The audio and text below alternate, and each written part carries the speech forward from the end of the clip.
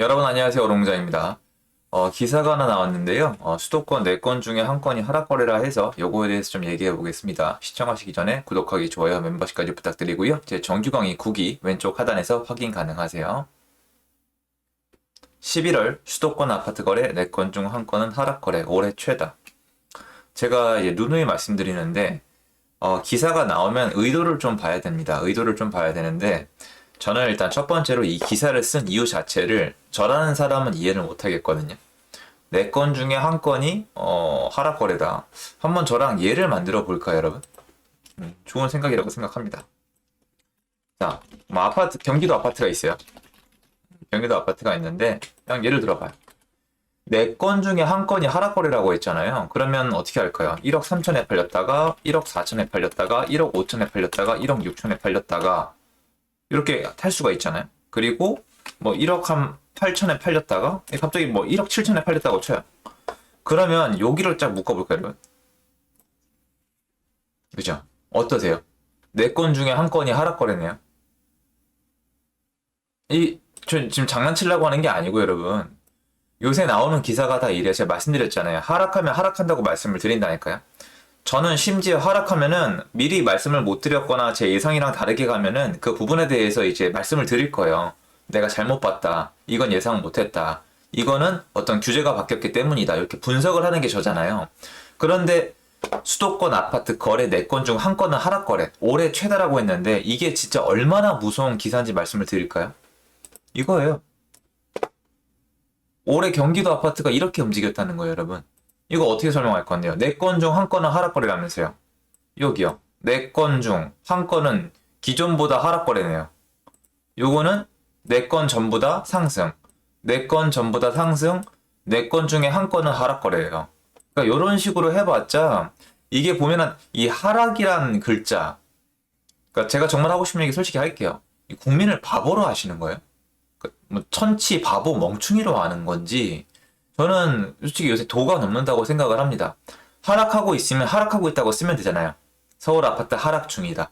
요새 최근에 노도강 예전 가격보다 낮은 가격에 거래되잖아요. 3, 4천 빠져가지고. 원래 그래요.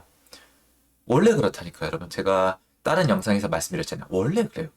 원래 올라갔다 내려갔다 올라갔다 내렸다. 왜냐면 여러분 이거는 여러분 주식 호가창을 보시는 게 아니에요.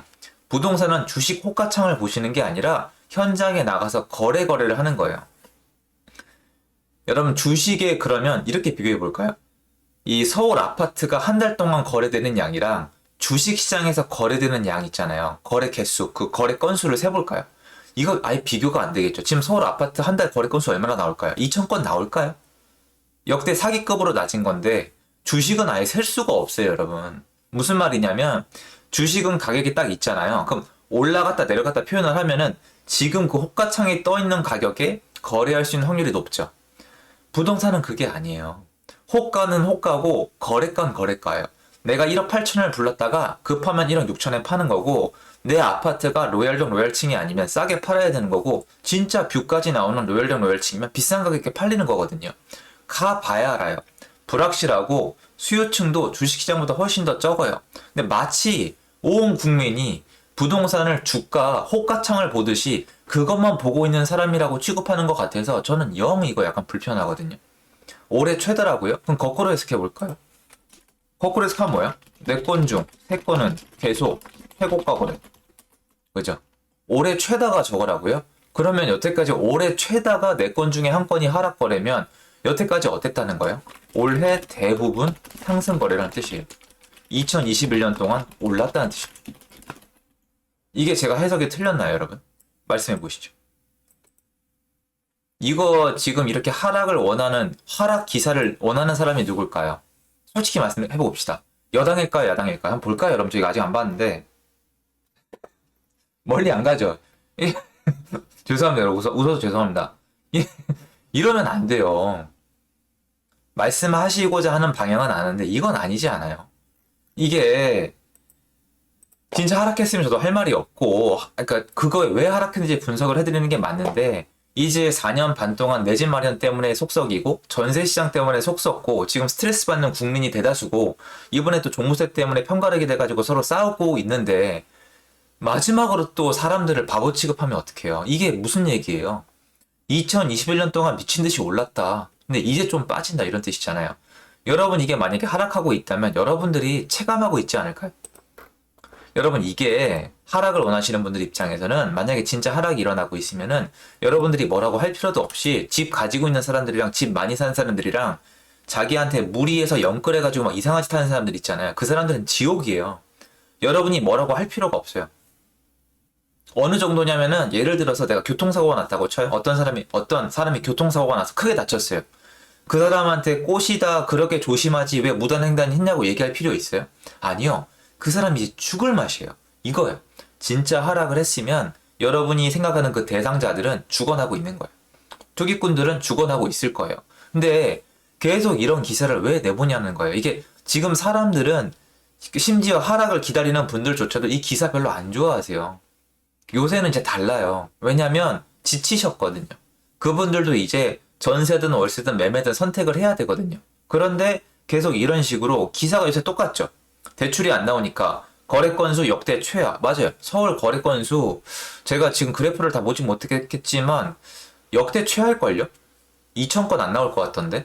2,000건 한 달에 거의 한 4, 5천 건은 나와줘야 되거든요. 5천 건 이상 나와도 되고 서울에서 한 달에 거래량이 한 4, 5천 건은 나와줘야 되는데 지금 2천 건이 안 나올 것 같으니까 아마 예전에 뭐 금융위기나 IMF 터졌을 때를 제외하고는 역대 최하일 겁니다. 비정상적이고요. 그거는 이제 제가 이해가 되는데 그러면 그 없는 거래량 속에서도 4건 중에 3건이 계속 최고가를 찍었다는 거예요. 그러면 이거는 좀 문제가 심각하지 않아요? 제가 봤을 때. 저는 이 문제가 좀 있다고 생각을 하거든요. 그거에 대해서 오히려 얘기를 하고 있는 거고, 이게 거래가 없는 이유 자체가 사실은, 이게 생각을 해봅시다, 여러분. 요거까지만 다룹시다.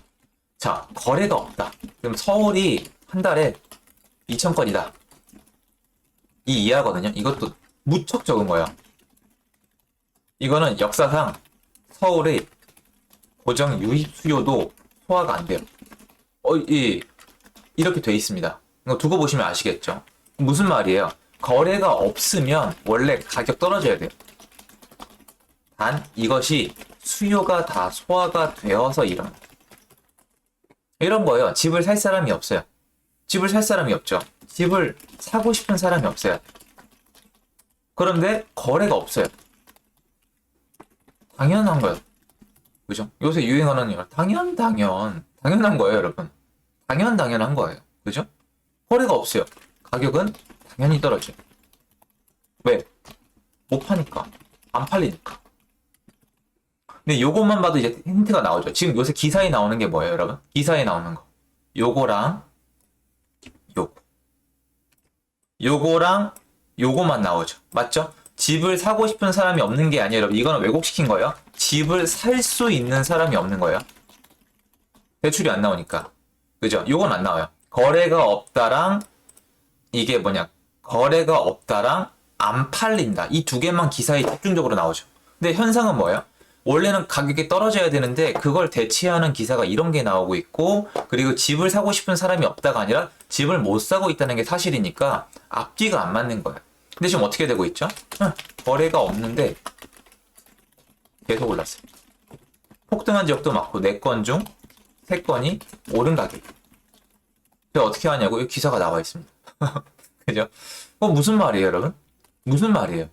집을 사고 싶은 사람은 있는데 거래가 없는 거예요. 왜? 못 사게 만들고 매물이 부족하니까. 어느 게 더 현명하세요? 읽어보세요. 보세요, 여러분. 집을 사고 싶은 사람이 없어요. 근데 거래가 없어요. 그럼 가격이 어떻게 돼야 돼요? 떨어지는 게 진리죠. 산수 공식과 같아요. 자, 근데 집을 사고 싶은 사람이 있는데 매물이 없어요. 그러면 거래는 없죠. 대신 가격은 올라가죠. 여태까지 가격이 올라갔다는 게 기사에 나와 있습니다. 그래서 이 기사는 나와봤자 사람들을 불안하게만 만들 뿐이에요. 전혀 도움이 안 된다고 생각을 해요. 여러분, 제가 저를 싫어하든 좋아하든 여기서 그건 말씀드릴게요. 가격이 진짜 하락하고 KB 시계열에 하락하는 지역이 나오면 요새 일부 지역 나올 수 있어요. 0.1% 미만으로 유동성으로 많이 움직였던 지역이 있잖아요. 경기도 외곽이나 지방 일부 지역들이 있잖아요. 계속 못 올라요. 여러분, 유동성은 계속 못 올라요. 유동성은 제가 그런 거는 솔직히 이런 부분은 제 멤버십에서 말씀드릴 수밖에 없는데 유동성은 실수요장과 달리 계단식으로 연속적으로 못 오르고 올랐다 좀 내렸다 올랐다 좀 내렸다를 할 수밖에 없어요. 주식시장이랑 좀 더 가까우니까요. 그래서 그건 맞아요. 경기도 외곽이나 지방장, 지금 유동성 때문에 움직이는 곳들은 KB 시계열에도 하락하는 적이 나오겠지만 그 폭이 예전보다 너무 적어요. 0.1%가 안 되는 경우가 허다한데 이런 경우는 의미가 없어요. 전세가 매매가 같이 꺼져야 되거든요. 그래서 지금 보면은 시장이 너무 불안함을 느끼죠. 근데 여러분한테 제가 하고 싶은 얘기 이거, 이런 기사가 나오는 것도 불편하지만 자, 여기 있죠. 여기 있잖아요. 집을 사고 싶은 사람이 있는데 거래가 없어요. 못 사게 만들고 매물이 부족하니까 사고 싶은데 매물이 없으니까 비싼 가격에 사는 거잖아요.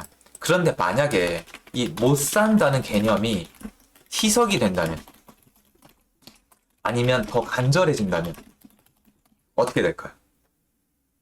희석이 되는 건 뭐예요? 눈높이를 낮추는 거예요.